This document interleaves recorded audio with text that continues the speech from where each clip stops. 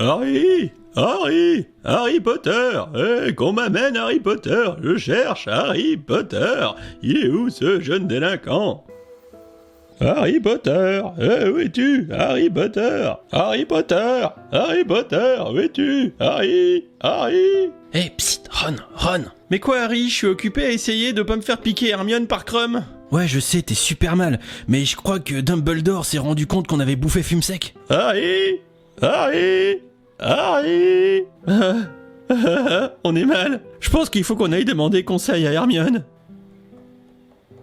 Harry, j'ai cru l'avoir vu passer, chenapan. Alors tu vois Hermione, moi avec mon balai je suis capable de faire des 360 triple backflip. D'accord. Et après tu vois, le dragon il a recraché mon balai. Et je te dis pas par où il était rentré. Il commence vraiment à me saouler ce gros lourdeau. Hermione, je crois qu'on est super mal. Je crois que Dumbledore s'est rendu compte qu'on avait bouffé fume sec. Mais quoi? Vous avez bouffé l'oiseau préféré de Dumbledore? Mais vous êtes complètement taré. Harry, oui mais tu te rappelles le petit goût fumé avec la sauce Phoenix barbecue? C'était trop bon. Je sais Ron, mais là on va pas pouvoir s'en sortir avec une partie d'échecs. Faut qu'on trouve une solution. Harry, où es-tu? Harry, oh merde, j'ai poussé le sapin. Les araignées, Harry. J'ai peur des araignées. Mais qu'est-ce que tu racontes? Bon, eh bien moi je vais me coucher, avant que l'un de vous deux ait encore une brillante idée pour nous faire tuer, ou pire, expulser. Ah tiens, Harry, Ron, vous êtes là. Je suis content, je vous trouve enfin. Harry, Ah merde, j'ai trébuché. Je vous jure, faudrait pas vieillir. Alors, Harry, tu te rappelles au barbecue géant d'il y a 2 semaines, là, on avait mangé ensemble un super poulet barbecue. T'aurais pas la recette? Oubliette. Harry, Ron, qu'est-ce que je fais là? Je me rappelle que je cherchais quelque chose, mais... je sais plus ce que c'est. J'ai dû abuser de la pancine. Bon, alors, je vais aller boire un coup avec Madame Maxine. À plus tard, les jeunes.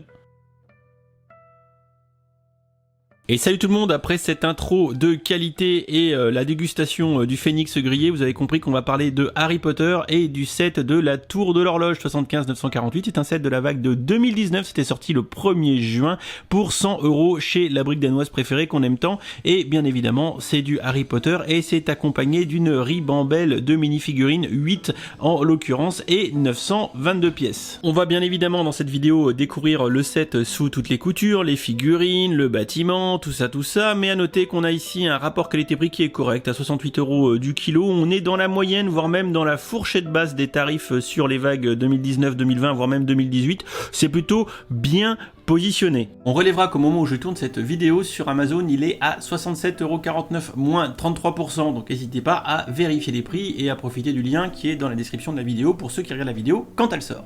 Et si vous avez bien compris ce que Dimitri il a dit, vous comparez les prix. Et pour ceux, encore une fois, qui regardent la vidéo quand elle sort, allez sur Amazon, moins 33%, fichtre, ça en fait de la pancine pas chère. Hermione, tu voudrais que je te raconte comment j'ai tué un autre dragon la dernière fois? Non, je crois que ça ira, on va plutôt regarder la boîte du set. On découvre donc la boîte de notre Clock Tower qui est sur fond de nuit à Poudlard. C'est bleuté, il y a des étoiles, c'est vraiment magnifique. J'aime beaucoup ce packaging qui d'ailleurs reprend une charte graphique identique depuis 2018 à tous les sets de la gamme Harry Potter avec nos 3 héros sorciers en haut à droite de la boîte. En bas de la boîte, justement, on retrouve le fameux logo ici Wizarding World qui regroupe la gamme Harry Potter mais également les animaux fantastiques.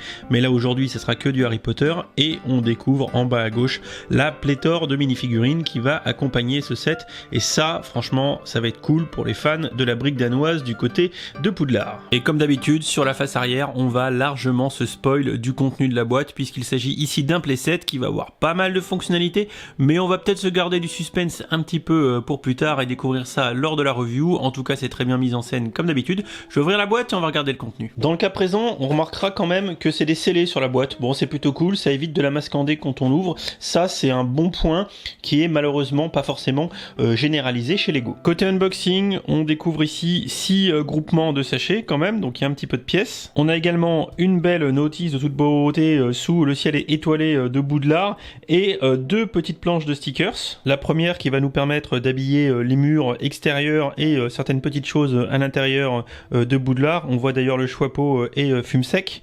Et enfin l'autre autre petit sticker, c'est visiblement la verrière de la douche des préfets, si je ne m'abuse. Bah ça alors, je pensais pas qu'on pouvait parler aussi longtemps d'une boîte de Lego. Pour le coup, Crum a raison et on va pas y passer 3 plombs. On enchaîne donc la review avec les figurines qui accompagnent le set. Elles sont nombreuses, elles sont jolies, elles sont bien habillées, elles ont des têtes sympas. Ce sont les figurines qui accompagnent ce set et comme vous pouvez le voir, on va du coup pouvoir récupérer des personnages qu'on voit pas très souvent et ça franchement c'est assez beau gosse.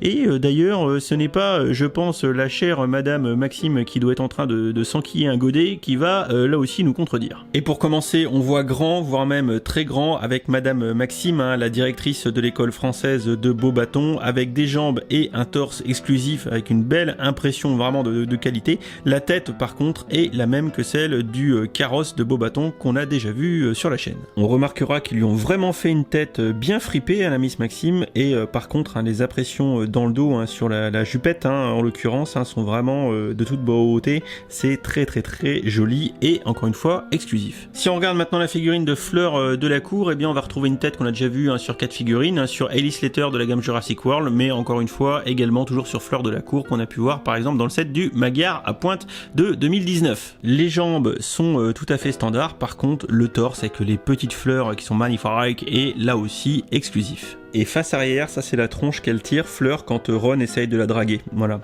ça nous rappelle des souvenirs. Et le torse à l'arrière est minimaliste mais sympatoche. Alors moi c'est Victor Crum. Vous avez déjà vu ma tête sur Sam Flynn dans le set Lego ID de Tron Legacy et mon torse est totalement exclusif. Vous avez aussi déjà vu ma tronche dans le set du Magyar à pointe de 2019 et mon torse il est vraiment trop beau. Sinon je suis célibataire, je fais super bien du ballet et j'ai de la doudoune à l'arrière de mon torse mis sur ma petite bandoulière. C'est quand même super sexy. Alors moi je suis complètement vénère parce que j'ai un torse qui est complètement exclusif, les jambes aussi, mais les jambes, j'ai pas de jambes. Le problème c'est que le designer il a tampographié une brique, mais je suis pas une brique, je suis une fille. Bon alors heureusement que mon dos est vraiment magnifique et que les impressions sont superbes et que ma petite coiffure est super cool. Par contre ma tête vous l'avez déjà vue en 2019. Alors il faut reconnaître que la pièce de cheveux d'Hermione est vraiment magnifique. Là encore on est dans le qualitatif du moulage que Lego sait faire. Là c'est pas du dual molded ni quoi que ce soit,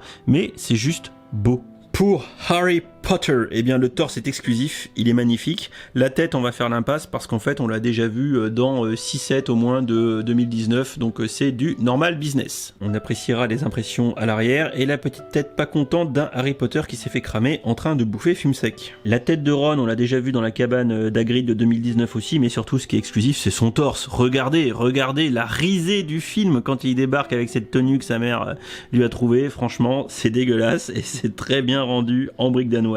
Ron qui tire la tronche quand il reçoit le colis avec la tenue dégueulasse dedans. À vrai dire, j'aurais très certainement fait la tronche aussi, mais le torse est extrêmement qualitatif. On termine avec Diggory le beau gosse qui a un torse exclusif qui est vraiment magnifique, un très beau tuxedo, très beau smoking. La tête, elle, on la connaît, c'est du Han Solo, c'est du Diggory pareil dans le set du Magyar à pointe de 2019. On notera quand même que Lego n'a pas sombré dans la facilité puisque les dos des deux smokings de Harry et de Diggory sont différents. Et si on regarde les deux tenues en face avant, là aussi il y a de légères différences, dont les nœuds papillons. Lego aurait pu être feignant et nous faire 2 torses identiques, on n'y aurait vu que du feu. On commence la review avec 3 petits éléments de décor qui accompagnent le set et qu'on va pouvoir mettre plutôt en extérieur. Tout d'abord un sapin qui n'est pas sans nous rappeler les sapins qu'on a dans les sets créateurs experts de Noël en règle générale, c'est le même type de structure, puisque pour le monter on va faire une âme centrale sur laquelle on va venir mettre 4 morceaux comme ça de plaquage.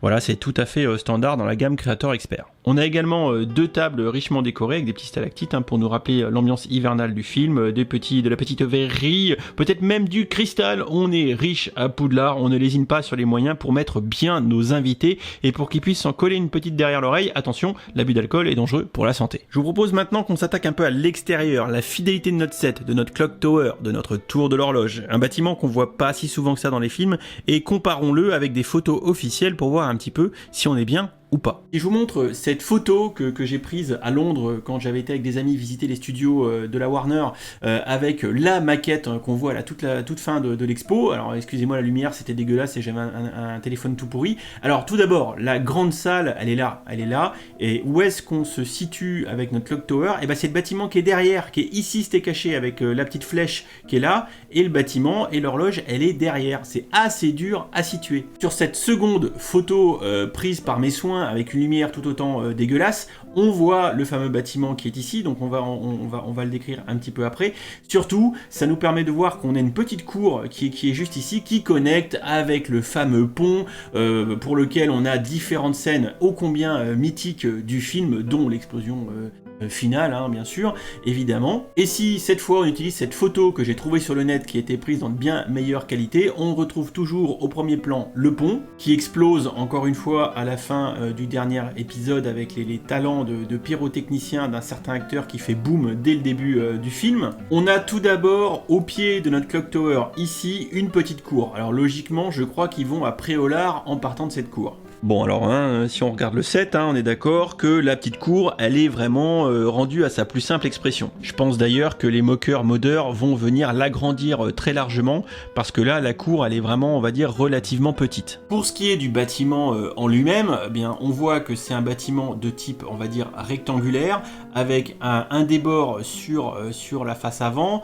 deux bouts d'horloge, et également deux flèches, une sur la partie avant de ce décroché qui est de ce T, et une seconde flèche qu'on va retrouver sur le haut de la toiture. Bon alors là, pour commencer, on a un petit problème d'échelle, parce que vous voyez le décroché, c'est-à-dire cette distance ici, eh bien en fait de là à là c'est relativement large, mais dans l'absolu, quand on regarde la photo, eh bien visiblement la largeur du décroché ici est au moins à peu près identique à la largeur ici avec les deux rangées de fenêtres.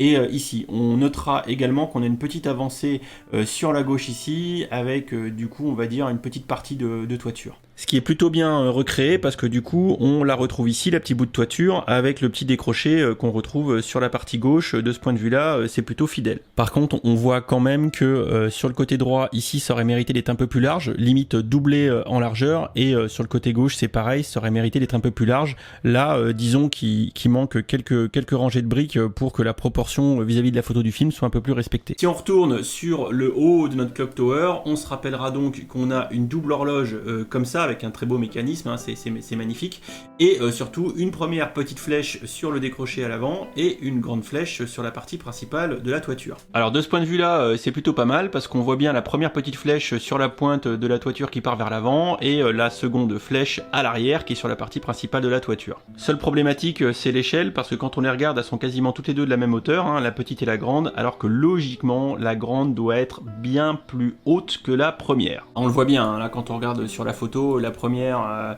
est là, et a priori la seconde elle doit être quasiment 2 fois plus grande, et surtout il aurait fallu faire un cône vachement pointu pour la seconde flèche. Bon, vu qu'on est dans un playset, on va pas déconner, mais on voit bien que de ce point de vue-là, on manque un tout petit peu de fidélité, mais c'est pas très grave. Côté horloge, par contre, là, on est tout à fait fidèle, puisqu'on a une très belle pièce exclusive imprimée avec les motifs un petit peu, j'ai envie de dire, steampunk de l'horloge principale, et ensuite, on a une seconde pièce, un petit bouclier tampographié de toute beauté, qui nous fait la seconde partie de l'horloge. On appréciera l'utilisation intelligente des outils pour les aiguilles. À noter que derrière, je suis en train de l'actionner, on a une petite molette qui nous permet de faire tourner les aiguilles, c'est une des fonctionnalités du set. On notera enfin qu'on a visiblement une tour accolée, enfin à proximité côté gauche du bâtiment, et également ces petites formes assez spécifiques qu'on voit ici, représentées en façade avant avec des fenêtres en creux à l'intérieur.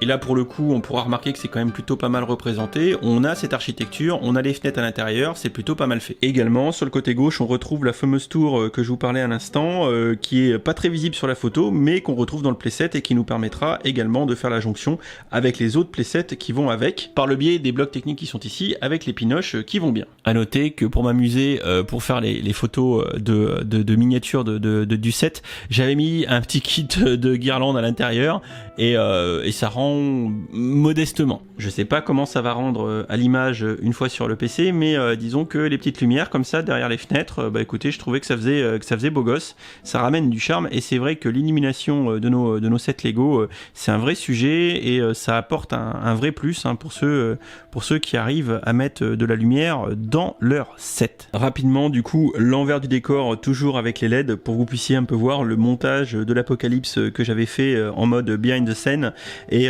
franchement, c'était pas facile, mais ça rend correctement. Tout en haut de la Clock Tower, l'infirmerie, où on va voir Ron qui va pouvoir se remettre de ses émotions, et Harry et Hermione qui vont pouvoir se tirer avec le retourneur de temps. On appréciera les constructions des lits, des petits rideaux, des petites commodes, et le petit mécanisme technique qui va nous permettre d'actionner l'horloge. En dessous, la petite salle de cours de défense contre les forces du mal. On a ici d'ailleurs une petite pièce avec un stickers, avec visiblement les sorts impardonnables, si je me trompe, parce que là, Moody, j'ai du mal à comprendre la petite référence. Si vous l'avez, vous me la donnez. En bas, on a un petit hall, tout ce qu'il y a de plus sympatoche, avec un petit coffre à gauche qu'on va pouvoir déclipser parce que c'est mis sur til avec des tenons, et pareil ici avec la coupe des 3 sorciers qui est posée. Toujours pareil sur un petit socle à tenons, voilà, qu'on peut du coup dégager si on le souhaite. Si on regarde maintenant la tour qui est attenante juste à côté, on va découvrir 2 salles supplémentaires. Tout d'abord le bureau de Dumbledore, qui est très certainement la pièce qui est la plus détaillée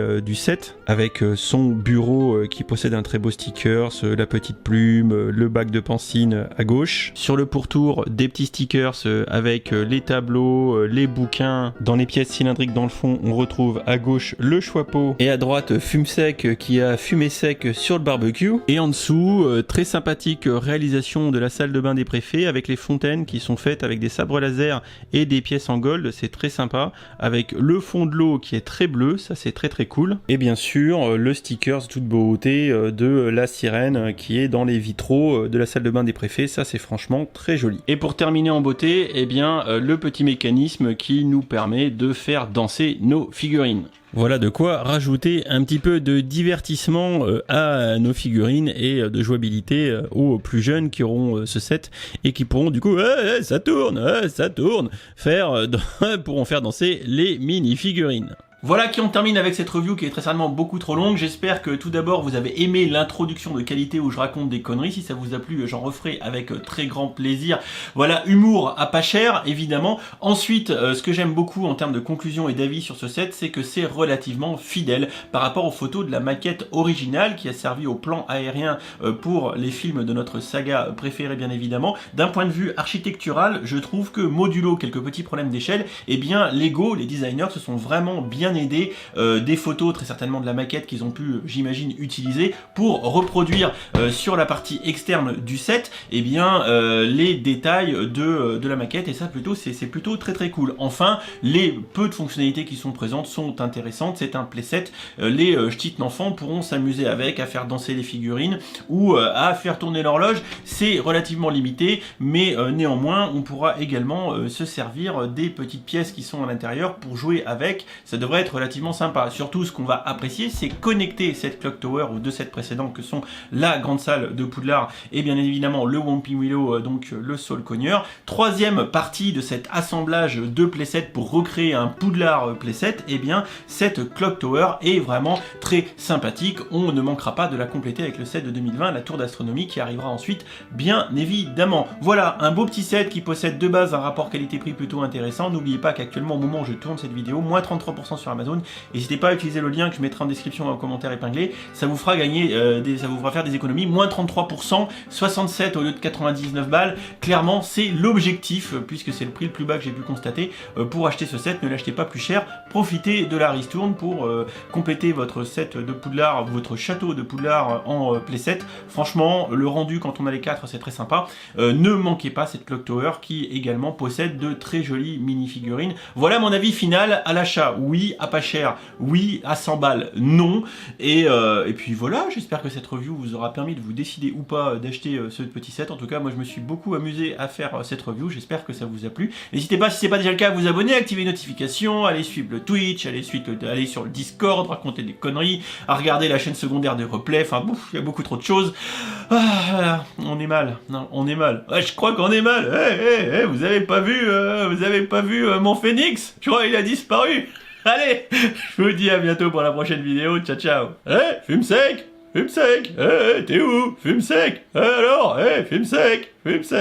Et si jamais t'as retrouvé Fume Sec, eh ben tu nous préviens en t'abonnant et en activant les notifications. Et oublie pas la sauce barbecue.